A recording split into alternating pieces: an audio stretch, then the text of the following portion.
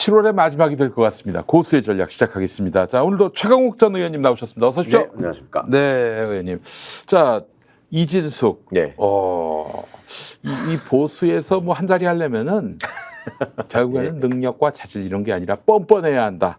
얼굴 두께가 철갑을 두른 듯 해야 한다. 거의 끝판왕 수준 아니에요? 아, 근데 말이죠. 진짜 너무 화가 나더라고요, 나중에는. 이것들이 뭐 좀 궁지에 몰려가지고 그냥 말이 되든 안 되든 그 뭐 변명하는 거 정도면은 뭐 참 비루하구나 이렇게 생각할 텐데 이건 진짜 너무 뻔뻔하게 나오니까 이 기만당한다는 느낌도 들고 말이죠.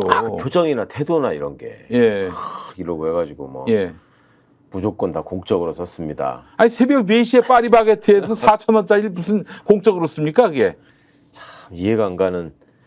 뭐 하여튼 끝판왕 다들 보신 분들이 전에 김행씨가 1등인 줄 알았더니 그보다 훨씬 더하다. 네. 김행은 결국 도망갔잖아요. 그러니까요. 이거 3일 동안 세워놨는데 뭐 그냥 처음부터 끝까지 뻔뻔스럽게 이거 보면서 도대체 이진숙의 멘탈리티는 어떠한 것인가? 그런 거죠. 뭐 당신들이 뭐라고 하든 어차피 유는 나를 임명할 것이다. 네.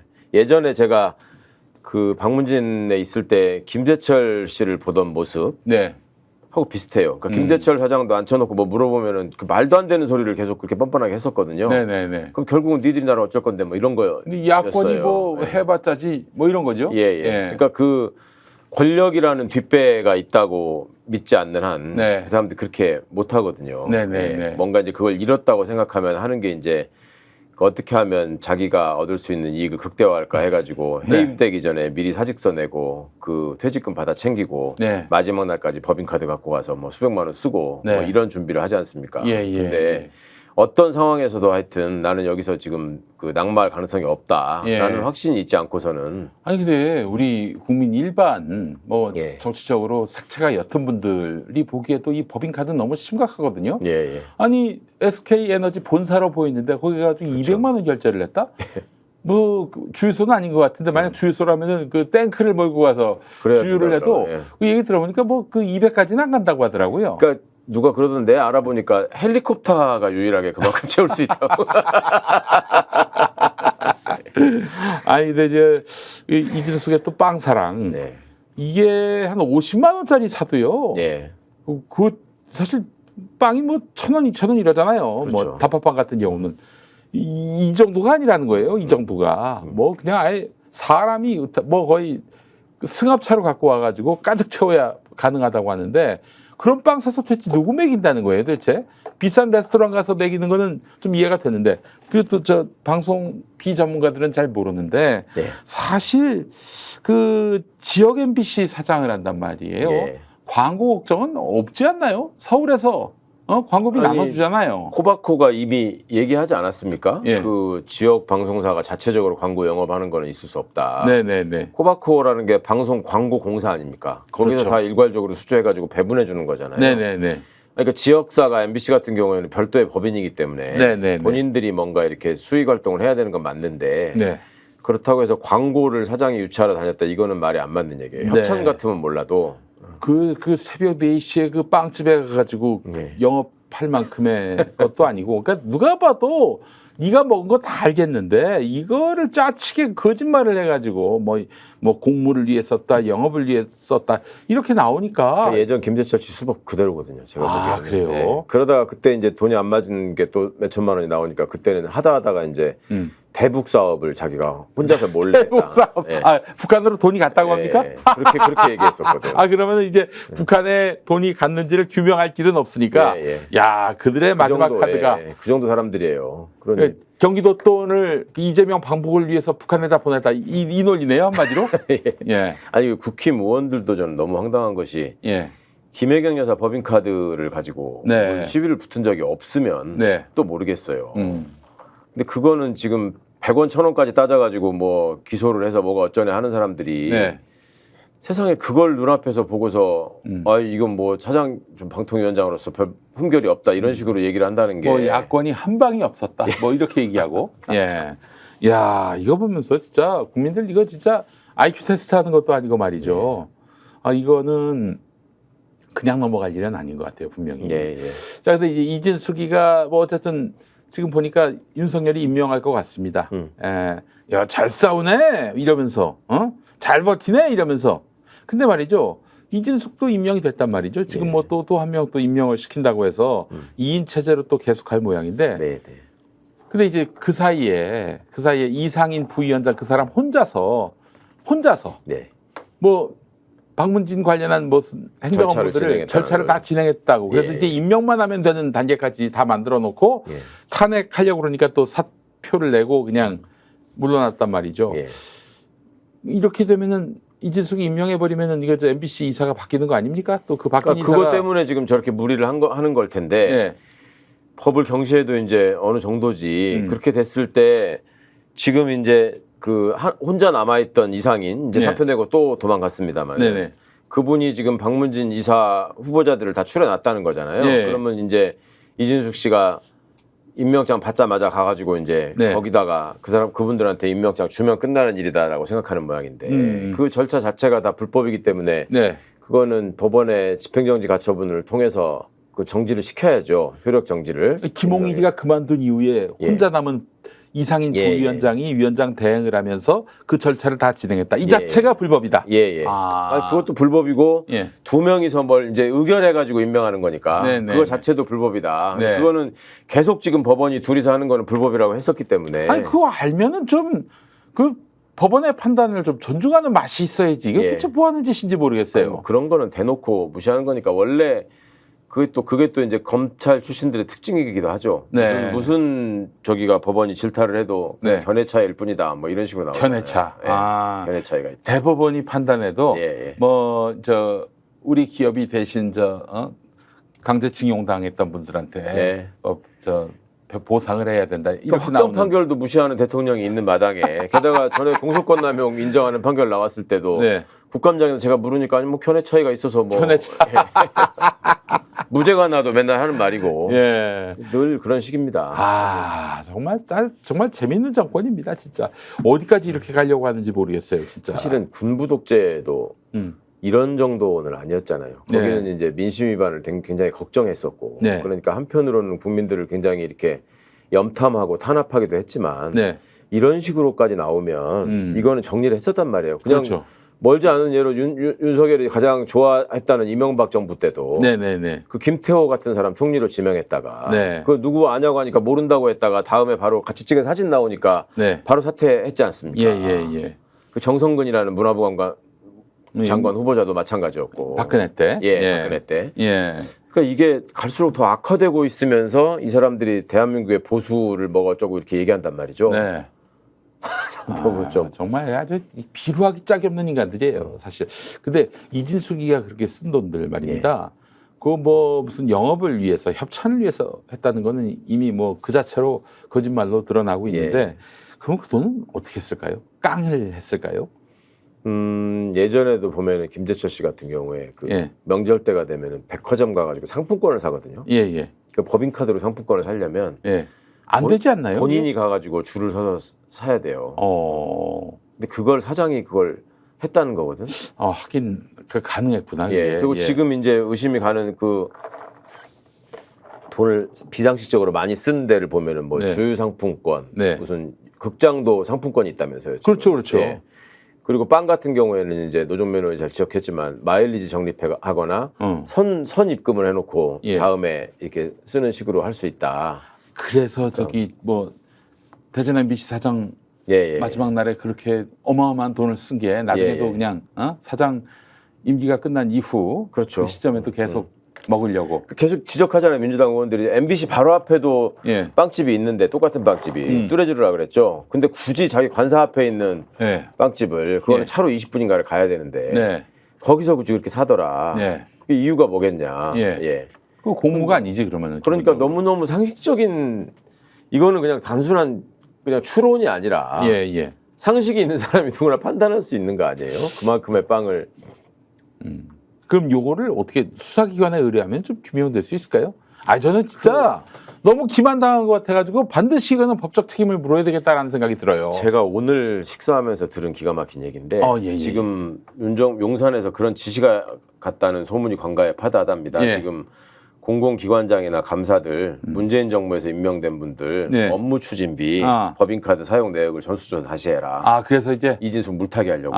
이진숙 저기 망신당한 것처럼 예. 문재인 인사들도 한번 아니, 그러니까 다 이렇게 쓰는데 왜 이진숙만 갖고 그러냐라고 하고 싶은 모양이죠. 우리 저 윤석열이도 예전에 저 업무 추진비로 예. 그 청계산에 가가지고 소고기를 그러니까 특활비인지 업무 추진비인지 하여튼 뭐 업추비라고 같은데. 예. 그렇게 썼다고 다 뭐 제일 많이 쓴 사람이잖아요. 그렇죠. 소고기를 뭐 몇백만 원어치를 먹었다고 하더라고요. 그럼 너도 그 자기도 이제 걸리니까.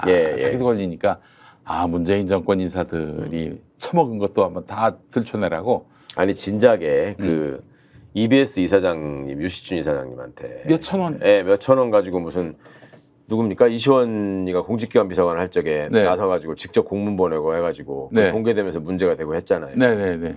그런 자들인데 자기들이 쓰고 먹은 거는 뭐 마음껏 먹고 한도 넘어서까지 막 해먹어도 되고. 결국에는 그거는 이제 공공기관에서 문제 삼는다기보다는 언론에 흘려가지고 그렇죠. 언론에서 이제 물타기를 하게끔 공공기관에서 그렇게 얘기하면 너무 면이 안 서지 사실. 그래놓고는 이진숙을 또 뽑아놓은 것이 말이 안 되니까. 확인해 보니 언제 누구도 이랬더라. 그리고 뭐 이런 거 다 이렇게 하는 거 아니냐. 의원님이 이제 물을 타셨네. 한번 해봐 어떻게 되는지.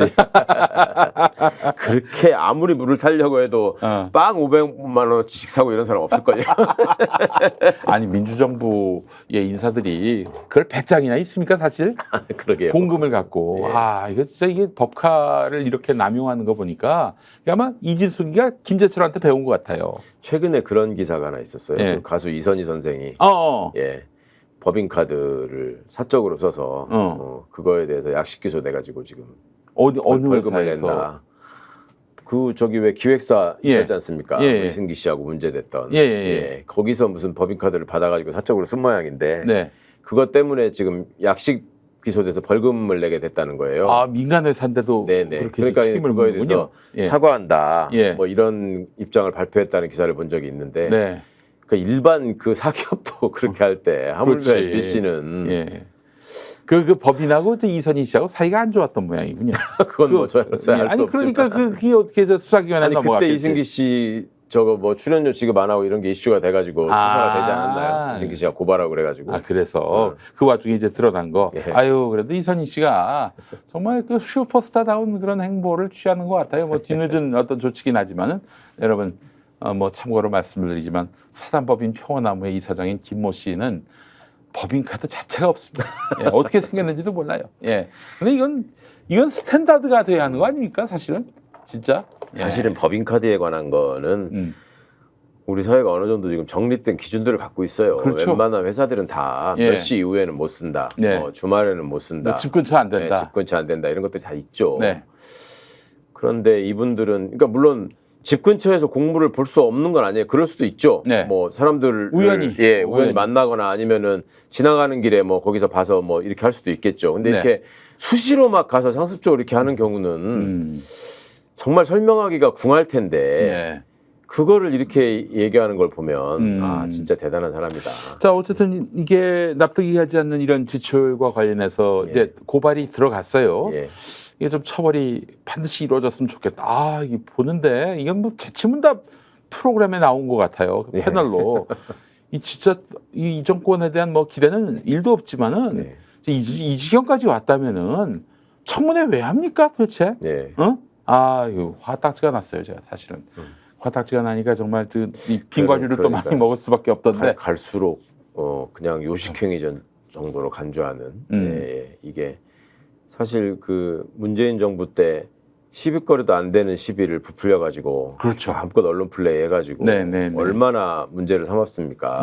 그 뻑하면 강짜 부리고 하면서 야당이 뭐 청문회 채택 안 해줬는데 임명해가지고 무슨 몇 명째라니 맨날 헤아리면서 보도하고 발표하고 뭐 이랬던 사람들 아니에요. 어떻게 이렇게 다룰 수가 있죠? 저는 인사검증 담당했던 사람으로서 정말 너무 기가 막혀요.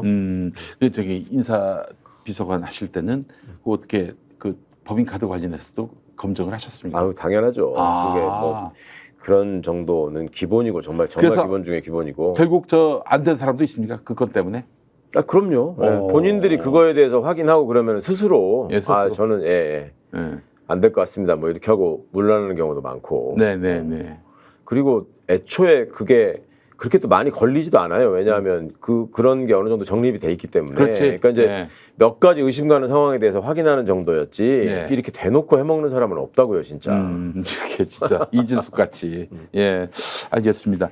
자, 지금 또 하나 충격적인 사실이 드러났는데 이 정권이 사실은 2022년에 있었던 이태원 참사 당시에 마약 수사 때문에 그 대민 보호를 안 한 거 아닙니까? 네. 그래서 많은 분들이 희생을 당하셨는데. 그 점 많이 지적했었죠. 마약 수사에 뭐 거의 정권의 운명을 걸었다는 이 윤석열 정권에서 말이죠. 상황만 되면 국무회의건 국회건 마약 얘기하고 한동훈이하고 윤하고 주고받고 하면서. 그렇죠. 그런데 지금 마약 수사를 하고 있는 영등포 경찰서 수사팀장한테 압박을 넣어가지고 야, 용산에서 이거 지켜보고 있다. 너 계속 그럴래? 이런 식으로 했다는 거 아니겠습니까? 그렇습니다. 와. 그러니까 경찰서에서 중요한 사건을 담당해서 진행하고 있는 형사과장한테 전화를 거는 것도 부적절한데 한번 심지어 경찰청장이 자기들이 아주 큰 지금 업적을 세우게 생겼다. 아주 좋은 수사다. 그 윤희근 경찰청장이 정말 야 잘하고 있어 이러고 있는 정말 잘했다고까지 하는 사안에 대해서 서울청의 형사과장이 전화를 했다 그러고 영등포 서장이 또 직접 자기 과장한테 그러고 아무 상관없는 또 서울청의 생활안전부장으로 있던 그 조병노 경무관이라는 사람이 그 사람 조 씨. 이 사람이 사실은 그 이종호하고 네트워킹이 돼 있는 사람이에요. 이종호. 그러니까 이 모양새가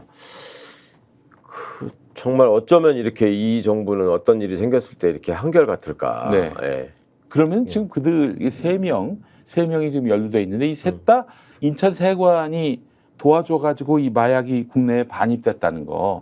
이 건과 관련해서 영등포서가 탈탈 터니까 영등포 수사팀장한테 그거 하지 마. 이러는 거 아니에요, 한마디로 얘기해서. 그러니까 상식적으로 생각할 때 마약을 가지고 누군가 들어온 거 아닙니까? 그러면은 세관 검사 과정에서 적발이 됐어야 되잖아요. 그렇죠. 기본적으로. 어쨌거나 거기를 통과한 거잖아요. 무사 통과한 거잖아요. 봐줬다고 하더라고요. 그러니까 지금 나오는 얘기 중에는 왜 이게 이 범인들이 잘못해가지고 이거를 뭐 전대같이 이렇게 차고 오는데 끌러서 이걸 올려놨다는 거 아니에요. 이 세관 검색대 위에다가. 그러니까 거기 담당하던 직원이 이건 올려놓는 거 아니라고 챙기라고 했다는 얘기까지 지금 나왔잖아요. 아이고 세상에. 그러니까 이런 점들에 대해서 당연히 짚어야 되는 거고 수사 과정에서는. 그리고 우리도 어쩌다 한 번씩 비행기 타보면은 그 사방에 그 감시 카메라가 있고. 그렇죠. 나오는 과정에서 이분들이 어떻게 그 저기를 찾는지를 뭐 계속 이걸 보고 있다가 두리번두리번 수상한 행동을 하는 사람, 그다음에 자기들이 애초에 카드 사용 내역이나 뭐 이런 것들을 통해서 통보받은 사람, 과거에 또 전력이 있던 사람, 이런 사람들 찍어놓고 해서 보고 있다는 거 아닙니까? 그러면 그 직원들이 서로 이런 거에 대해서 부정을 못하게 감시하는 시스템은 더 잘 정비가 돼 있을 것이고. 근데 거기를 그냥 통과해서 왔기 때문에 그게 영등포 경찰서에 적발이 된 거예요. 그렇죠. 그러면 영등포 경찰서에서 담당하는 사람은 당연히 세관을 어떻게 통과했지? 이거는 당연히 생각을 해봐야 되는 거고. 결과 발표를 할 때도 세관을 통과하게 된 과정을 설명하지 못하면 언론이 당연히 그것도 문제를 삼아야 되는 부분 아닙니까? 어떻게 들어왔냐라고 안 물어보겠어요? 어떻게 들어온 거야? 근데 그거를 그렇게 나서가지고 막았다라는 거. 그다음에 그 조경무관은 그 사람이 원래 행시를 해서 관세청에서 근무하다가 경찰로 넘어온 이종호하고 연관돼 있는 그 조 씨. 조병노. 정확히는 그 조병노 경무관이 데리고 다니던 최모 경위가 있는데 그 최 경위가 그 멋쟁이 해병 단톡방에 한 명이라는 거잖아요. 그래서 그걸 통해서 뭐 별 하나 더 달아줘야지 뭐 어쩌고 얘기하는 대화가 이제 무궁화 두 개. 오갔다는 거. 아니 그 사람들 별이라고 표현했어요. 치안감 해줘야지. 그러면 이 사람은 서울청 생활안전부장이었는데 생활안전부장이 이 사람이 또 관세청 공무원 출신인데다가 인천세관하고 그 같이 있는 인천공항경비대장을 했고 그 서울청 직전 보직이. 그리고 또 그전에는 총경 때는 영등포 서장을 했던 사람이에요. 아 그렇습니까? 그러니까 영등포 서 일이고 관세청 출신이고 인천세관 바로 옆에서 근무했고 하니까 관세청장하고도 같이 근무한 경력이 있다던가 뭐 그러더라고요. 그러니까 그 사람들 입장에서는 그냥 전화 한 통으로 해결할 수 있는 문제야. 사실은. 그런 거라고 생각할 수 있었을 것이고 이게 또 이종호 씨나 뭐 이런 쪽하고 연계가 돼 있다면 더더욱 이 사람이 나중에 경찰청장이 직접 화가 나가지고 감찰 조사를 지시하고 징계유예 회부됐다가 유일하게 불문으로 끝났다는 거 아니에요. 그렇죠. 그 전례가 없대. 전례가. 아무 전례가 없는 일이 벌어진 경위까지 그 다음에 이제 그 결과적으로 지금 이분들이 경찰청장 후보자인 조지호 씨의 인사청문회 증인으로 나오게 됐던 이유가 조지호라는 사람이 서울청장인데 서울청장을 하면서 그 백경정을 좌천시켰다는 거 아닙니까? 감찰 조사를 한 다음에 지구대장으로.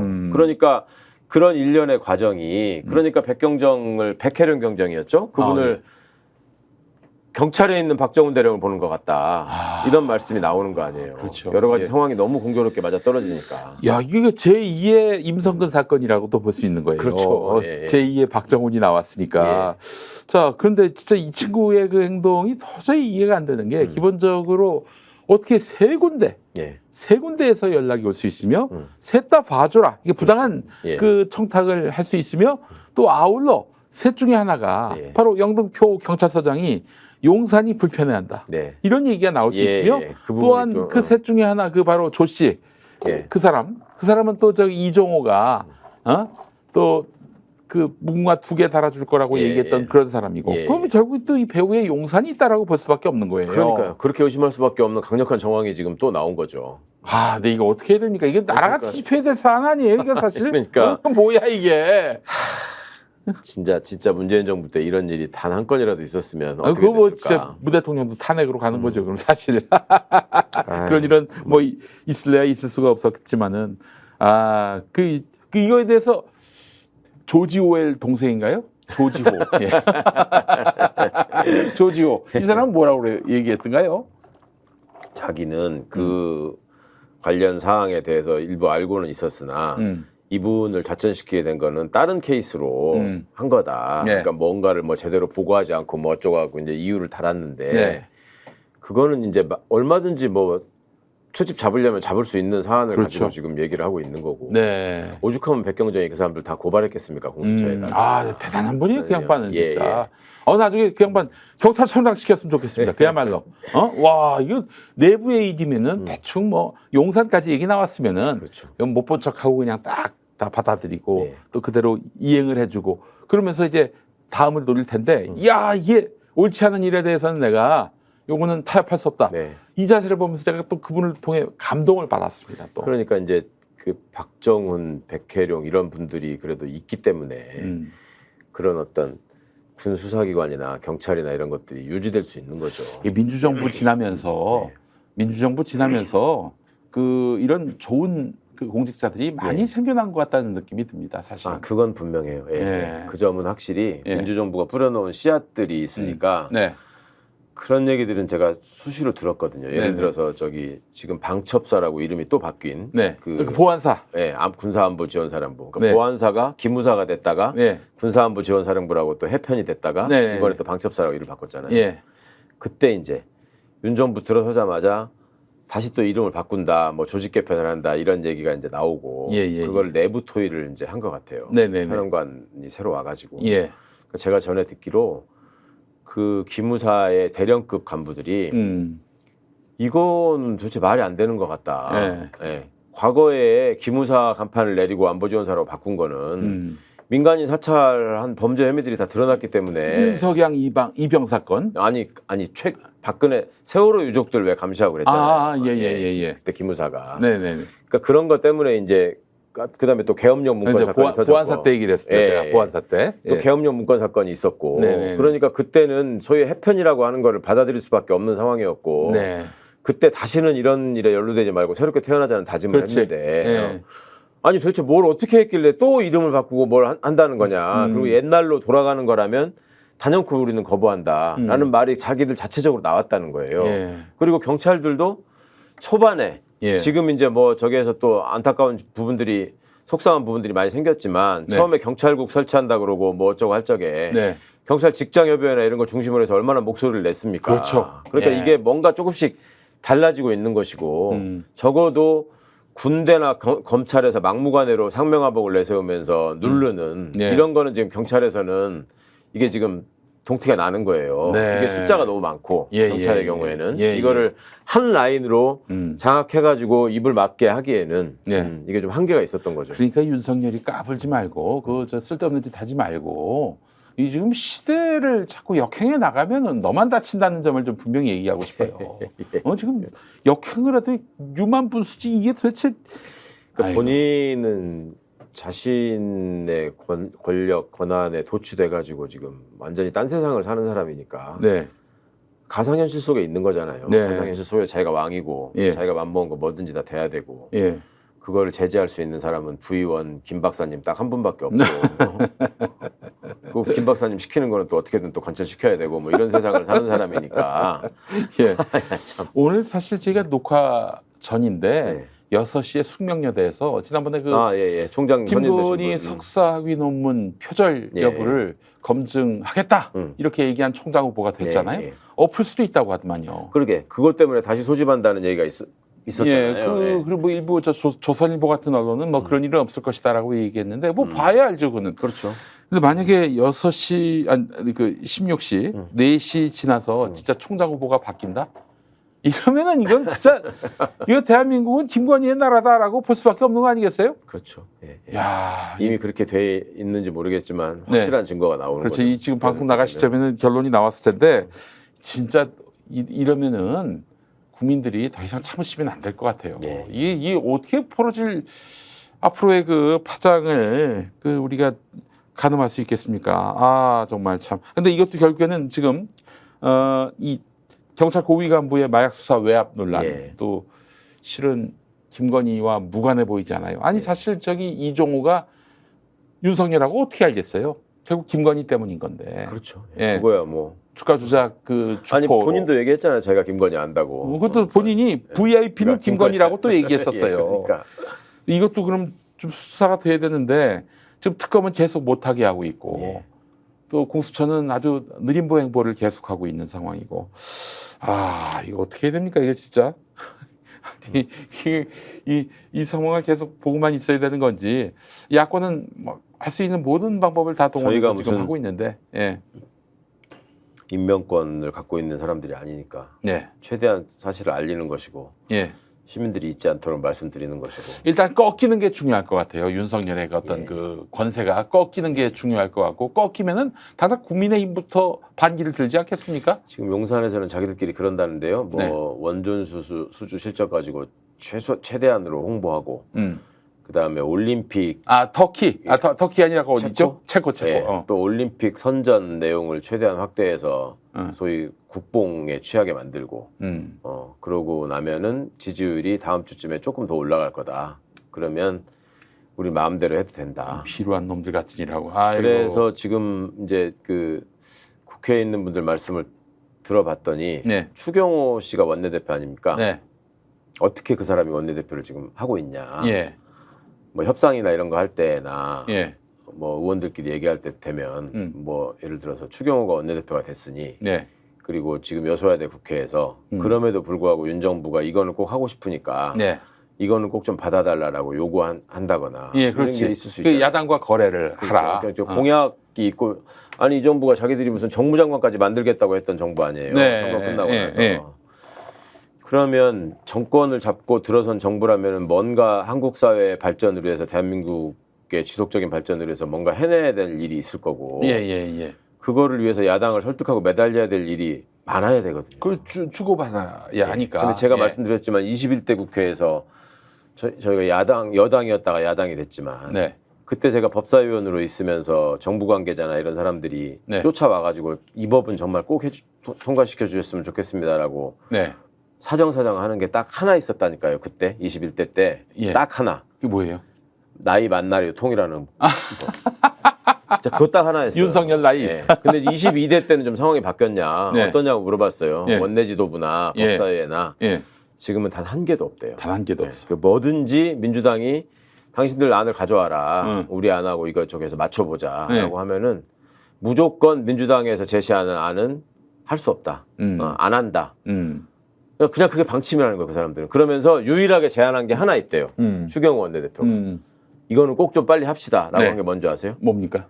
의원 친선협회 빨리 정해가지고 외국 그건 진짜 용산 오더 같진 않은데요, 그건. 그러니까 용산의 오더라고 하는 것은 민주당에서 추진하는 어떤 좋은 정책이건 좋은 법이건 뭐가 됐건 간에 무조건 다 반대하는 안 한다고 해서 막아라 이것뿐이고 예. 원내대표 차원에서 자기가 시급하게 해결해야 될 일은 빨리 외국 가서 띵가띵가 하고 싶으니까 해외 그 친선협회 빨리 그 명단 저기 해서 만듭시다. 이 용산의 구상은 결국 이거네요. 그 지금 민주당이 압도적 다수를 이루고 있는 22대 국회는 그냥 쌩 깐다, 개무시한다. 이 사람들이 어떤 적절한 어떤 사변을 일으켜가지고 국면을 전환해서 그때는 독재를 하겠다. 그 국회를 무력화하고 그 구상 말고는 지금 없는 것 같아요. 구상이라도 있는 건지는 모르겠는데요. 어쨌거나 이 사람들 마인드가 참 너무나 한심해서 뭐 분석할 가치가 있는지도 모르겠지만 결국 하는 게 그런 거 아닙니까? 지금 외부적으로 그 수구 족벌 언론들하고 손잡고 내세우는 프레임은 민주당이 힘자랑하면서 독주하고 있다. 무슨 협치를 거부한다. 뭐 전횡을 한다. 뭐 이런 식의 얘기를 하려고 하잖아요. 근데 이게 별로 안 먹히잖아요. 지금 그 프레임이 이번 22대 전혀 안 먹히지. 그 뭐 심지어는 그 얘기를 누가 하더라. 천하람 개혁신당 원내대표가 아무리 그 뭐 야당이 그 거의 독주를 해도 국민들이 비난을 안 한다. 아, 그 얘기는 또 한동훈도 얘기했어요. 한동훈도. 그러니까 그런 지점을 가지고도 이게 해결이 안 되는 반면에 또 다른 한편으로 보면 이 사람들의 지지율이 지금 슬금슬금 30%를 회복했다라고 지금 계속 발표를 하고 있잖아요. 여론조사 결과를. 그러면 이 사람들은 지금 탄핵만 걱정하면 되는데 그러니까 저기 뭡니까 이 법안 올라오는 거는 전부 다 거부권 행사하고 그다음에 그 8표 넘어가지 못하게 단속하는 것만 신경 쓰면 될 뿐만 아니라 나중에 이런 것들이 쌓여서 탄핵으로 가더라도 헌법재판관들을 어차피 장악하고 있으면 되니까 최근에 이제 조금 있으면 이제 헌법재판관 3명이 또 임기를 마치고 또 다 바뀌거든요. 그러면 거기다가 또 꽂아놓고 그러면 헌법재판소에서 탄핵을 결정해서 대통령을 파면할 일은 없을 것이다 라는 거에 대한 일종의 믿음이 있는 것 같고 그러면 자기들은 어쨌거나 무슨 짓을 해도 지지해주는 30%의 개돼지들을 믿고 본인들 입장에서는 그 국민으로 존중하는 것 같지 않아요? 제가 보기에는 이준석 같은 사람 저렇게 내세워서 하는 거 보면 그냥 국민을 개돼지 수준이라고 알고 그 사람들은 그냥 어차피 무슨 짓을 해도 이 사람들은 무슨 트럼프가 얘기하듯이 우리를 지지한다. 게다가 중간에 있는 30-40%의 분들은 정치에 대해서 깊은 관심이 없고 그냥 국회에서 우리가 난장판을 벌여가지고 시끄럽게 하고 하면 정치 혐오증을 유발시키고 아주 지긋지긋하게 만들어서 정치를 외면하게 만들면 결국 사람들 투표장에 나와서 투표하는 사람들 중에는 우리 편이 더 많아질 수 있다. 투표를 떨어뜨리면 된다. 자, 국민들을 개돼지로 볼 때는 그게 가능할지 몰라도 국민들이 개돼지가 아니기 때문에 그러니까요. 결정적으로 그 부분을 지금 이 사람들은 인정을 못하는 것 같아요. 3년의 임기가 보장되면은 날마다 술 처마시고 뭐 대충 해도 뭐 우리는 뭐 3년 동안은 안전하다 이 마인드를 갖고 있는 이 정권의 쐐기를 박지 않으면은 그 모든 후환은 국민에게 돌아온다는 것쯤은 우리 국민들은 알고 계시다. 그런 생각이 듭니다. 진짜 그것 좀 잊지 않으셨으면 좋겠습니다. 네. 자, 그 김건희를 보조하는 제2부속실을 설치하기로 결정했다. 부속실장에는 장순칠 이 사람은 누군지 모르겠습니다만은 그 이게 제2부속실이 생긴다는 거는 뭐 일종의 김건희를 뭐 집중 관리한다 뭐 이런 얘기인가요? 뭐 어떻게 봐야 됩니까 이거를? 아니, 원래는 사실 그 정권 시작하면서 제1, 제2 부속실을 뭐 따로 두지 않고 그냥 하나의 부속실만 뒀는데 아니 후보 때 그 아이빌리브 그 기자회견에서 본인이 얘기한 거 아니에요? 뭐 저기 대통령이 돼도 나는 그냥 아내로서만 역할하겠다. 그래서 부속실 안 만들겠다고 한 거 아니에요? 그러니까 모든 공적 활동 영부인으로서 하지 않겠다 이런 얘기였어요. 근데 온갖 일을 다 저지르고 나서 지금 부속실을 만들겠다라고 하는 거는 이제 그런데 온데 관여하고 하는 거를 공식화하겠다는 의미로 받아들일 수밖에 없는 거죠. 이제는 하도 시비가 걸리니까 이제 대놓고 하겠다. 조직 만들어서. 근데 부속실이 하나였던 거는 대통령의 활동과 자기의 활동이 구분이 잘 안 가잖아요. 그러면은 그래서 그걸 기대서 지멋대로 하는 그런 하나의 어떤 이유가 됐는데 이 부속실 생기면은 영부인의 뭐 동태나 뭐 활동 근거들을 이렇게 마련한다는 점에서는 뭐 좋을 수도 있는 거 아닌가 이렇게 보는 것도 그거가 있던데요. 정보가 잘 관리되고 투명하게 공개된다면 그렇겠죠. 그런데 이 정부의 특징이 또 대통령실에서 벌어지는 중요한 회의에 대해서도 지금 자기들은 녹취 안 한다, 기록 안 한다, 뭐 이런 식으로 지금 그게 그럴 수 있습니까? 얘기하는 사람들이잖아요. 아니, 원래 그러면 안 되는 거죠. 법상 다 기록을 남겨야 되는 것이고 철저하게 다 녹음하고 녹취하고 다 했는데 윤건영 의원이 그때 몇 번 얘기하잖아요. 정진석 비서실장한테. 당연히 그거 자동으로 녹취가 된다. 뭔 소리 하는 거냐 이제 이렇게 얘기하잖아요. 근데 끝까지 회의록만 있는데요. 녹취록 없는데요. 뭐 이런 거 나오지 않습니까? 그러니까 없애는 것 같아요. 제가 보기에는 공식 회의에서도 쌍욕이 난무하는 상황이 얼마든지 있을 수 있는 캐릭터이기 때문에 살다 그런 요구 처음 들어본다고 예전에 한동수 대검 감찰부장이 또 그런 말씀하셨어요. 그런 증언을 한 사람들이 많죠. 용산에 있다 쫓겨난 사람들이 그런 얘기 많이 했잖아요. 예전에 김은혜 씨가 무슨 바이든 날리면 사건 이래로 일주일 동안 출근 안 하고 뭐 어쩐다고 할 때도 그때도 그 비슷한 얘기가 흘러나온 적이 있고. 그때 이제 윤석열이가 김은혜한테 그 쌍욕을 했던 모양이군요. 너무 심한 말을 해서 충격받아서 그랬다라는 식의 얘기가 있었죠 당시에 그런 소문이. 근데 하여튼.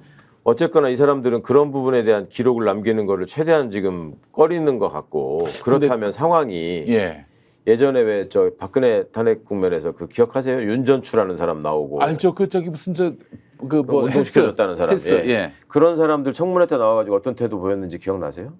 기억이 안 납니다. 그러니까 이게 다 잊어버리니까 이런 일을 반복한다니까 이 사람들이. 그때 무슨 남자 경호관도 있었고 있었잖아요. 그 사람 다 앉아가지고 모르는데요? 말할 수 없습니다. 이런 걸로 일관하지 않습니까? 그 사람들 결국 나중에 별 처벌도 안 받았어요. 그러니까 그런 전례나 이런 것들을 생각해 보면 또 정호성이 지금 안에 들어 있는데. 그렇지. 그때의 일을 거울 삼아서 또 그런 비슷한 사태가 발생하면은 빠져나갈 구멍을 그 친구가 아마 모색을 했을 거예요. 아니 그러면은 그 의원님 그 청와대도 계셨는데 진짜 말 그대로 얘네들이 일부러 녹음을 안 한다든지 그럴 가능성도 있습니까? 그럼 나중에 어떻게든 그 책임 추궁할 때 근거가 없어가지고 그거를 다 폐기해버렸을 가능성이 있죠. 그래서 그 부분은 대통령 기록물법 위반으로 그거는 책임을 물어야 될 일이고. 아예 녹음을 안 할 수도 있는 거 아닙니까? 뭐 그러고도 남을 사람들이죠. 아예 녹음을 안 하면 그것도 저 법 위반 아닌가요? 그렇죠. 다 기록을 남겨야 되는데 특히 대통령실에서 벌어지는 그 윤석열한테도 책임 물을 수 있습니까? 그래야 되지 않겠습니까? 뭐 조혜종 책임자인데. 그래요. 녹음을 아예 안 해서 뭐 화근을 없앨 수가 없는 게 아니군요.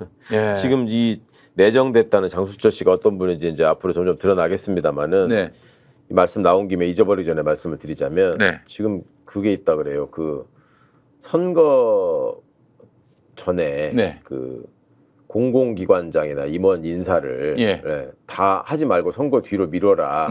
올스톱 시켰다는 얘기가 있었잖아요. 공공기관, 공기업 뭐 그렇죠. 그래서 저기 낙선한 사람들, 뭐 낙천된 사람들 그런 사람들 그런 거 다 챙겨줘야 되니까 뭐 200 몇십 개 자리 저거 했다 그랬잖아요.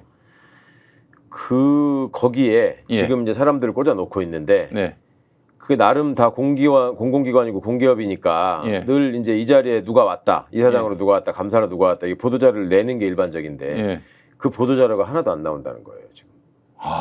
그러네. 모르고 있잖아요 지금 누가 어디. 아니 이게 임명 안 한 줄 알았더니 임명은 또 열심히 하고 있는 중이고. 계속 임명을 하고 있고 지금 최근에 들은 얘기가 불량 채권 그 공매 재산인데 왜 이렇게 저기 악성 채권이나 악성 담보로 돼가지고 성업공사라고 예전에 있었죠. 성업공사. 그런데 이제 매물로 갔다가 이 악성 채권들만 모아가지고 또 관리하는 무슨 이런 회사들이 있거든요. 거기가 그 자리에 감사 자리가 있는데 거기에 주기환이라는 분 누군지 기억하세요? 알죠. 저 뭐 민생특보인가 그렇지 않았어요? 저 광주 출신의 그 수사관 출신의 그걸 또 거기 임명했다는 거예요. 그 사람 청와대 대통령실 그만뒀다는 보도는 들었습니다. 그러니까 무슨 특보로 그때 저기에서 한동훈하고 무슨 갈등이 있을 때 저기 하고 나서 특보로 바로 임명했다고 했었잖아요. 저 공천 비례대표 앉아가지고 대통령실에서 대노했었다. 그런 얘기 있었죠. 그러니까 그 사람이 그 자리로 갔다는 거예요. 그러니까 그런 식으로 지금 하나씩 다 꽂아놓고 있는데 예전에는 갈 만한 분이 가서 뭘 저기를 할 때도 비전문가가 낙하산으로 떨어졌다 어쩌다 하면서 뭐 조선일보에서 대대적으로 일면에 쓰고 막 이랬었거든요. 공기업 인사와 관련해서 문재인 정부 때. 왜 취재를 안 하고 왜 보도를 안 하는 걸까요? 문재인 정부가 아니라서 그런 것 같습니다. 자, 그래요. 그 어쨌든 지금 확실히 그 김건희가 국정의 넘버원이죠. 그렇죠. 지금 벌어지고 있는 걸 보면 거의 그렇게 봐야 되지 않겠습니까? 누가 뭐 언제 그 김건희한테 그런 권력을 부여했습니까? 그런 것도 아닌데 이게 사실은 지금 어찌 보면은 최순실한테 착한 어머니상을 드려야 되지 않겠는가? 요즘 돌아가는 거 보니까 말이죠. 이거 국정농단 뺨을 쳐요 진짜. 최순실 씨가 너무 억울해야 한다는 거 아니에요 지금? 정유라도 억울해하고. 아 이거 정말 참 큰일입니다, 여러분. 어떻게 해야 됩니까 이거? 자 일단 윤석열이가 뭐 오늘까지 그 인사청문 보고서 송부를 해달라 이 얘기 보니까 내일 이제 임명할 것 같은데 들어가겠다는 수순이죠. 아 이게 또 법인카드 엉망진창으로 해도 용산한테 잘 보이면은 뭐 나의 앞날은 또 출세는 보장되는 것이다라는 잘못된 시그널을 공직사회에다 줄 수 있는 것이고. 이게 참 끔찍한 게 그 박정훈이라는 사람이죠. 그 TV조선 출신. 원래 동아일보 출신이고. 아 원래는 동아일보였다 조선 갔다가 된 거죠. 그 청문회장에서 그런 얘기 하잖아요. 저는 그 말을 들으면서 이제 귀를 의심했는데 어차피 임명되면은 또 탄핵할 거 아닙니까? 네네네. 그런 사람을 상대로 왜 이렇게 청문회를 길게 합니까? 뭐 이런 취지의 발언을 하더라고요. 그 사람이.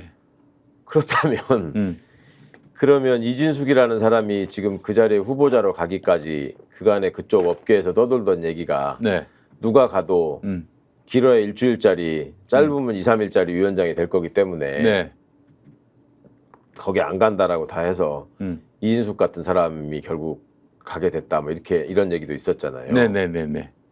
그러면서 나온 얘기가 뭐였습니까? 이진숙 씨가 결국 그렇게 해서 이력서에 쓸 타이틀 하나를 얻고 하루를 하더라도 타이틀 하나를 얻은 다음에 다음 지방선거 때 대구시장 출마를 또 노리는 것 같다. 또 저기 야권에 의해서 좌파에 의해서 비운의 방송통신위원장 이 사람 우리가 보상해줘야 된다 이런 논리를 또 펼 것이고. 그거의 언론계의 관측으로 나왔었단 말이에요. 상당히 신빙성 있는 얘기로. 그러고도 남을 사람이잖아요. 그 전에 대구시장 트라이 한 적도 있고. 근데 2년 후까지 그 이진숙이가 이 바깥 세상을 돌아다닐 수 있을까요? 아니 그러니까 그건 우리 생각이고 저는 끔찍한 게 그런 거예요. 청문회에서 보이는 그런 식의 태도를 지금 여론조사를 보면은 그 영남 쪽에서도 이거는 부적절하다라는 여론이 훨씬 높다는 거거든요. 그렇죠. 근데 그런데도 불구하고 그런 인식이나 이런 거에 대한 걱정이 없이 그냥 시종일관 그 뻔뻔한 태도로 일관을 하지 않습니까? 그러면 이 사람이 소위 지금 세간에 한간에 떠도는 그 소문대로 다음 선거에 출마할 거를까지 염두에 두고 지금 이 자리를 수락하고 거기 와서 앉아 있는 거라면 그래 보입니다, 사실은. 적어도 그 온 국민이 보는 그 청문회장에서 보이는 태도나 이런 것들에 대해서는 뭔가 태도를 좀 바꿔야 될 거 아니에요. 그렇지. 근데 일관을 하잖아요, 그냥 3일 동안을. 그러면 또 그렇게 해야 또 저기 저 윤석열이든 차기 공천을 줄 국민의힘 지도부로서는 좌파에 맞서서 끝까지 의연하게 그러니까 뭐 그 사람들한테 그렇게 해야지 잘 보이고 그렇게 해서 공천만 받으면 대구 시민들은 또 그거를 찍어줄 것이다 라는 생각이 있으니까 그런 태도를 보일 수 있는 거 아니에요. 그러니까 이쪽을 예를 들어 정권의 도덕성을 두려워한다면 할 수 없는 일이고 그다음에 유권자의 심판을 두려워한다면 역시 또 할 수 없는 일인데 그냥 뻔뻔하게 막 하지 않습니까? 도대체 대구 시민을 어떻게 생각하길래 이 사람이 실제로 진짜 시장으로 출마를 하게 된다면 저는 그게 너무 참혹한 거예요. 대구 시민분들한테 너무 미안한 일이고. 아휴 참. 근데 어쨌든 지금 야권으로서는 이진숙이가 또 액션 취하면은 그 내리겠다는 거 아니에요? 그러면은 언제까지 계속 이런 사태가 도돌이표처럼 반복될까요? 걔네들도 인재풀에 한계가 있을 거 아니겠습니까? 계속 하겠다는 거 아닙니까 이 사람들은? 그다음에 뭐 MB 출신 많이 있잖아. 권재홍도 있고 김재철도 있고. 그러네. 안광환도 있고. 김장기 하면 국회의원이니까 못하겠구나. 아니 뭐 부위원장을 지금 또 김태규를 시킨다는 얘기가 또 나왔었잖아요. 김명수 대법원장 비난했다. 판사하면서 내내 그걸로 일관하다가 지금 권익위원회 부위원장으로 있죠. 그걸 또 이쪽으로 또 무슨 권익위가 방통위 돌려막기 하는 대로 지금 활용되는 보도방, 예. 보도방 같은 나 참. 그런 존재가 돼 버렸어요. 자, 하여간 참 오늘 그 돌아가는 상황을 보면서 참 총선 때 이렇게 시원하게 밀어주셨는데 200석이 되지 못한 게 너무 한스럽다. 그러니까 이 막무가내 분도 정권을 계시고. 바라보면서 네. 또 이 덥고 습한 날씨에 네. 국민들의 스트레스가 지금 너무 올라가고 있는데 네. 근데 이제 탄핵 여론이나 이런 부분들은 보면 네. 그렇게 옛날처럼 예. 박근혜 때 같은 확 불이 붙어가지고 뭐 예. 80% 90%막 가지 예, 않았습니까? 그 안 그런 이유가 뭘까요? 못 그런 그러니까 이유가. 좀 지치신 것도 좀 있는 것 같고 예전에 일종의 학습효과 비슷하게 된 면도 있는 것 같고 예. 그냥 좀 지긋지긋하다 생각해서 그냥 아예 응답을 안 하시는 분들이 많은 거 아닌가 그런 걱정이 좀 들어요. 네. 그러니까 뭐 굳이 옛날 그리스 시절에 뭐 플라톤 얘기 언급할 것도 없이 정치를 외면한 대가는 가장 저질스러운 인간들한테 지배당한다는 건데 그렇죠. 예. 그런 형국을 지금 우리가 겪고 있지 않습니까? 네. 그러면 빨리 이거를 극복이라도 해야 될 텐데 네.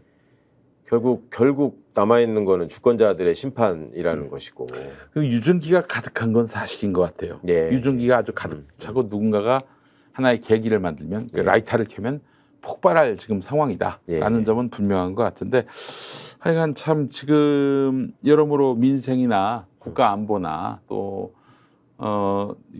전반적으로 지금 다 위기인데 그러니까요. 예, 위기 상황에서 지금 그 와중에 또 오늘 또 대통령 이름으로 발표한 게 있죠. 뭐 상속세 뭐 무슨 저 주식 관련해서 그 금투세? 금투세 네. 그거 뭐 네. 조정하겠다고. 예. 계속 하여튼 그 부자 감세해주고 뭐 가진 사람 저 해주는 거에 대해서는 굉장히 일관성 있게 지금 계속 하고 이제 있단 이런 것 말입니다. 같아요. 그 나한테 잘 보이면은 야 뭐 야권에서 뭐라 건간에 내가 너 키워줄게. 네. 그러니까 이런 거죠. 그 의리를 지킨다. 내가 저 사람한테만 잘 보이면 법이고 뭐 무슨 상식이고 다 신경 안 쓰고 예. 뭐 출세한다. 이런 믿음을 계속해서 심어주는 것 같아요. 사실 그게 윤석열 권력이 유지되는 하나의 어떤 버팀목이 아닌가 싶기도 하고요. 아니 그런 거죠. 그러니까 그 아가리에다가 콩고물만 쳐 넣어주면 네. 다 따라오게 돼 있다. 그게 다 그 윤석열의 그 휘하들은 다 개돼지들이에요. 또. 아니 본인들이 이렇게 얘기하잖아요. 저 쥐약 먹은 것들이다. 네. 그 배우자라는 분은 뭐 마귀 같은 것들이다. 뭐 네. 이런 식으로 목사님 앞에서 마귀라고 표현하는 거는 우리가 그냥 일반적으로 얘기하는 마귀보다 더 심한 표현 아니에요. 그럼요. 예. 근데 그렇게 말할 정도의 사람들이 자기들이 대하는 사람들을 어떻게 여길 것인가. 아니 뭐 자리만 주고 뭐 하나 던져주면 너네들이 나 따라올 사람들이 너네들이 뭐 별거 있어? 네. 그 본인도 또 그런 인생을 살아봤기 때문에 그 사람들의 속성을 너무 잘 안단 말이에요. 네. 유유상종인 건데. 네. 근데 국민들이 이렇게 화가 나고 나라가 멍드는 거는 이제 이걸 복구하려면 이건 진짜 힘든 일이잖아요. 그래서 결국 이제 윤석열의 힘이 빠지게 하면은 그 내부에서부터 균열이 나야 되는데 내부에서는 내 말 안 들으면 이거야 라는 거와 함께 그렇죠. 나한테 잘 보이면은 야, 넌 내가 끝까지 책임져 줄 거야. 뭐 이런 게 또 하나의 어떤 그 법칙처럼 예. 굳어져 있는 것 같은데 그런 와중에 한동훈이가 지금 국민의힘 대표가 됐단 말이죠. 예. 한동훈이가 결국 윤석열의 그 리더십에 결국 순치가 될 것인지 아니면 마이웨이를 갈 것인지 이것도 사실 관심입니다. 그러니까 당분간은 서로 눈치 작전을 할 것이고 네. 예. 상황이 어떻게 변하느냐에 따라서 이제 서로가 서로에게 칼을 겨누고 쑤시는 상황들이 이어질 텐데 네. 그게 이제 뭐 지금으로서야 당장은 무슨 일이 벌어지지 않을 것 같습니다. 네. 일단은 뭐 뭔가 이렇게 같이 한 배를 타고 있으니 우리가 함께 살아야 될 거 아니냐라는 식의 얘기들이 지금 통하고 있는 것 같고 근데 네. 지금 뭐 정점식 정책위 의장을 날리느냐 마느냐를 가지고 얘기가 되다가 네. 이제 그냥 바꾸는 걸로 지금 거의 가는 것 같죠? 정점식은 이제 친윤, 예, 친윤이고, 그러니까, 예. 그러니까 쳐낸다는 거 아닙니까? 예.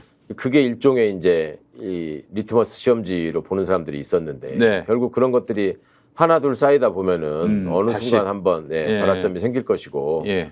그렇게 되면 그 안에는 이제 서로가 서로를 상대를 죽일 수 있는 카드들을 모으는 기간들이 될 것이고 지금의 어떤 그 나름대로 좀 안정기가 예. 실상은 물 밑에서 탐색전. 그러니까 이 사람들은 절대로 정면 승부는 안 하는 사람들이니까 네. 계속 이제 본인들이 가깝게 활용해야 될 언론들을 통해서 흘려보내는 식의 얘기들이 계속 나오겠죠. 당분간은. 네. 자, 그 한동훈 같은 경우에는 지금 결국 차별화하지 않으면은 다음에 지금 이 정도 그 당 지지율 갖고는 뭐 어렵다고 판단하지 않겠습니까? 그렇죠. 뭐 그런 얘기들을 많이 듣고 있는 것 같고 그런 식의 태도를 취해야 된다는 생각은 있는 것 같은데 그러자니 지금 찜찜하고 걸리는 게 너무 많잖아요. 서로 간에 같이 벌인 공범 행각들이 너무 많고 서로가 서로의 또 약점을 잘 알고 있으니까 어느 정도까지 한계를 설정할 것인가에 대해서도 계속 고민을 해야 될 거고. 김건희와의 관계도 사실 좀 그 한동훈의 고민거리가 아닐까. 이거 어떻게든 매듭을 좀 풀어야 될 텐데 하는 생각이 들 것 같은데 어떻게 해법을 찾을까요? 글쎄요. 그거야 뭐 저로서는 알 수 없지만 한동훈이 적어도 확실하게 알고 있는 거는 둘 중에 누가 더 센가. 이거는 김건희가 더 우선이다라는 판단 정도는. 그러니까 이제 윤석열에게 밉보여도 김건희한테 잘해서 김건희가 뭐 품어주면은 윤석열은 문제도 아니다 이렇게 생각할 수 있다는 거잖아요. 그렇죠. 그런 기준으로 놓고 보자면 지금 김건희 씨가 벌여놓은 일이 너무 많잖아요. 주식도 그렇고 가방 문제도 그렇고.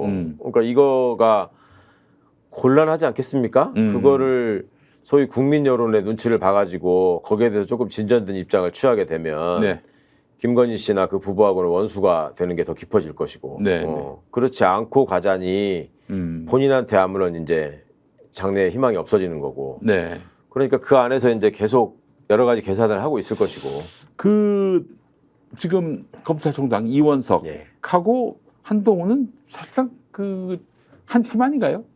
그렇게까지 뭐 가까운 한 팀이 될 수 있는 스타일은 아니고 둘 다 이제 윤석열한테 미움을 사고 있다는 점에서는 또 동병상련의 어떤 느낌도 있을 것 같고요. 그러려면은 이제 윤과 한 같은 어떤 그런 공범 의식이 있어야 되는데 이원석하고 한동훈은 그 정도로 밀접한 사이는 아니란 말이지. 왜냐하면 연수원 동기인데다가 나이는 이원석이 더 많아요. 그런데 한동훈 밑에서 이제 그동안에 계속 어찌 보면 수발드는 일들을 하고 있었잖아요. 그렇지. 시다바리 노릇을 했어요. 그러면은 그 관계가 그렇게 뭐 아름다운 관계는 아닐 것 같은데 예를 들어서 뭐 둘이 연합해가지고 우리가 윤을 치자 뭐 이런 것들이 안 먹히죠. 그거는. 가능한 상황은 이원석은 아니다. 이미 검찰 내부에서도 무시당하는 존재이기 때문에. 그렇죠. 뭐 서울중앙지검장 그 이창수가 그렇게 대놓고 디스하는 거 보니까 아무 못 하잖아요. 그냥. 그럼 이렇게 9월 15일까지 무기력하게 있다가 그만둘 것이다. 그렇죠. 왜냐하면 중간에 그만둬서 자리가 없어지면 더 가혹하게 밟을 거라는 저 사람들의 속성을 알기 때문에 이원석은 그냥 뭐 내리깔고 납작 엎드려 있다가 이 정도로 그냥 그 저기 김건희를 저렇게 수사한 거 황제 수사를 한 거 이거에 대한 불만 표시만 하고 적당히 심하게 할 것이다. 중간중간에 튀어나와서 쓸데없는 소리 한마디씩 할 거예요 아마. 예전에 저 김진태라는 사람이 있었잖아요. 김진태. 검찰총장까지 했었나요? 그 사람이? 총장 했었죠. 그 사람이 나름 예전에 무슨 저 자기가 학생운동에 연루돼가지고 무슨 저 절마다 숨어 다녔다 뭐 수배돼가지고 뭐 그런 소리 하고 뭐 저기 했던 사람입니다. 그래서 박근혜 때 검찰총장 됐단 말이에요. 아무런 의미 없는 저걸로 일관하다가 그냥 끝났잖아요. 그 비슷한 것 같아요 지금 이원석 그래요. 행태를 보면. 그 전에는 뭐 결론을 내겠죠. 그 디올백이라든지 저 주가 조작건. 그렇죠. 어떻게든 저 지금 상황으로 봐서는 9월 중순이면은 저 공범들 2심 판결이 나오기 때문에 그 전에 뭐라도 물타기를 하는 결론을 내놔야지 지금 된다고 생각하고 움직이는 것 같거든요. 2심에서도 대부분 다 유죄가 인정될 텐데 그러면 더 김건희한테 그 뭐 상황이 안 좋을 것이고 그 이전에 김건희를 해방시켜줄 뭐라도 조치를 해야 된다는 생각 때문에 지금 바쁘게 움직이는 것 같아요. 지금. 정말 너무 낯이 안 서지 않나요? 지금 2년 동안 한 번도 수사하지 않다가 한 번도 이 사람들이 뭐 그런 거에 대해서 부끄럽게 생각한 적은 없잖아요. 뭐 너네가 어쩔 건데잖아 계속. 그러니까 역사 속에서 계속 자기들은 그렇게 온 수법이 먹혀왔고 언론하고만 제휴가 잘 돼 있으면은 그걸 가지고 끝까지 지네들이 괴롭힐 사람들도 없다고 생각하니까 너무 자신 있는 거예요. 다음 검찰총장은 혹시 이창수가 될까요? 한간에 이제 그런 얘기들이 많이 나오대요. 이렇게 하면 이창수밖에 이제 한 사람이 없는 거 아니냐. 이 믿을놈이라고 하면서. 아니 그렇게 된다면 이게 진짜 윤 입장에서도 사실은 다음 검찰총장이 되게 중요하죠. 어째서 그러니까 정권 후반기로 들어서서 원래 검찰의 속성이라는 게 후반기로 들어서가지고 내리막길을 타면 그때는 이제 칼로 쑤시지 않습니까? 그렇죠. 살아있는 권력을 향해서 충성했다가 이제 새로운 미래 권력에 충성하는. 그러니까 그 추이를 검찰은 지금 조직이 이대로 남아날 수 있을 것이냐라는 네. 식의 근본적인 지금 고민을 하는 상황에 있기 때문에 얘들이 살기 위해서는 뭐라도 더 큰 이벤트를 만들어야 된다라는 생각을 꾸밀 수도 있단 말이에요. 다음 정부 검찰은 어떻게 그러면 이 검찰 내부를 그 뭐 수술을 하든지 개혁을 하든지 해야 할까요? 본인들 얘기로도 지금 검찰 조직 내부에서도 정권 연장이 되든 네. 아니면은 저 민주당 정권이 들어서든 간에 네. 우리 조직이 이 형태로 유지되는 거는 이번이 마지막일 것 그렇지. 같다라는 워낙에 얘기를 지금, 개판을 쳤으니까. 스스로들도 지금 하고 있는 상황이니까 그거는 뭐 어느 정부가 들어서더라도 지금 모습은 용납이 안 되겠죠. 네. 그러면은 뭐 결국에는 민주당이 만약에 집권하게 된다면은 지금의 검찰은 뭐 공소청으로 중수청으로 또 나뉘어 가지고 수사와 기소가 분리가 되고 또 그렇게 해서 그러면 검사들이 어떻게 뭐 수사 쪽으로 가는 검사도 있고 기소 쪽으로 가는 검사도 있고 그런가요? 그러면은 원래 이제 그렇게 해서 제도 설계를 해놓은 거죠. 네. 뭐 하기 싫으면 나가고 예. 수사가 본인이 더 맞고 이게 본업이라고 생각하면 수사청으로 가라. 그러니까 본인의 선택입니까? 아니면은 선택이죠, 선택. 선택. 일단 기본적으로 선택을 받아주고 거기서 이제 인원이 편중되거나 하면은 이제 그거는 인사권으로 이제 조정해서 배치하겠죠. 예. 원래 원칙대로. 근데 그건 자원보다는 예를 들면 나쁜 수사를 했던 검사들은 그 좀 페널티를 주는 방식으로 해가지고 수사 못하게 하는 뭐 그런 건 어떨까요? 그런 아니 부분까지 뭐 좀 그것도 이제 인사 시스템을 어떻게 만드느냐에 따라서 달린 거니까. 그거는 이제 그게 현실화되면서 함께 고민하고 설계해도 늦지 않을 문제고 일단은 그런 부분에 대해서 이제 되돌릴 수 없는 원칙으로 국민적 공감이 이루어지고 합의하는 게 국민적 합의는 완성되는 게 되게 필요한 상황인 것 같고 지금 사실상 그렇게 돼 있는 거 아닙니까? 지금 이대로 놔둘 수는 없다라는 거는 적어도 이 이상 더 얼마나 더 나쁜 짓을 하게 놔둬야 됩니까? 그럼요. 아유, 정말 좀 끔찍합니다, 정말. 예, 끔찍해요. 이거 어떻게든 빨리 이게 국민들이 공감할 수 있는 그런 수사 기소 시스템을 갖춰야 될 것이고 그러기 위해서는 빨리 신속하게 검찰총장 출신의 윤석열을 끌어내리는 길밖에 없다. 저는 이렇게 생각을 합니다. 정말 지금 한국 정치가요 여든 야든 관계없이 검찰에 먹혔어요. 먹힌 거 아닙니까? 그렇죠. 뭐 여당 같은 경우에는 뭐 말할 것도 없는 거고 지금 여당은 없죠 사실상 지금 검찰당이 있는 거죠. 완전 시다바리가 돼가지고 이거 뭐 자존심도 뭐고 탄 나발이고 없고요. 민주당 같은 경우도 21대 주로 그랬습니다만은 이 검찰한테 해코지 당할까봐 그냥 뭐 전전긍긍하는 그런 분들이 안 되니까 참 좋은 것 같습니다. 요즘은 그거는 확실히 좀 없어진 것 같아요. 이제. 아니 옛날에는 어느 정도까지였습니까? 아니 뭐 그런 거죠. 아무리 그래도 검찰이 경찰보다는 낫다. 검찰 개혁 얘기하는 거는 시기상조다. 무슨 뭐 국민들의 뭐 80% 이상이 동의해야만 할 수 있는 거다. 뭐 이따위 소리를 의원총회에서 했으니까. 민주당 의원총회에서 민주당 의원이 검사 출신에 누군지 뭐 대략 감이 잡힙니다. 강원도 사람입니까? 전남 사람입니까? 여러 종류의 사람이었죠.